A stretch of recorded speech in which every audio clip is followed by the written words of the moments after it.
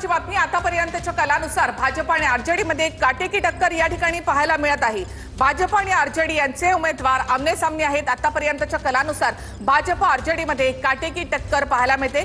भाजप 70 आणि आरजेडी देखील 70 जागांपर्यंत पोहोचले, तर जेडीयू नितीश कुमार यांची जेडीयू देखील आणखी थोडी पुढे सरकली आहे। त्यामुळे 52 जागांपर्यंत आता जेडीयू, काँग्रेस 16 जागांवर, त्यामुळे आता इंडियाचा आकडा 133 पर्यंत पोहोचलाय, तर महाआघाडी 95 पर्यंत पोहोचली आहे। आतापर्यंतच्या कलानुसार भाजप आरजेडी यांच्यामध्येच काटेकी टक्कर पाहायला मिळते। निवडणुकीच्या रणधुमाळीमध्ये जर आपण पाहिलं तर बिहारमध्ये बिहार कुणाचा राघोपूरमध्ये आपण पाहतो तेजस्वी यादव आघाडीवर आहेत, सतीश कुमार हे पिछाडीवर आहेत। परंपरागत मतदारसंघ आहे राघोपूर, तेजस्वी यादवांचा, लालू प्रसाद यादवांचा। तेजस्वी यादव पहिल्यापासूनच पोस्टल मतांपासूनच आघाडीवर आहे।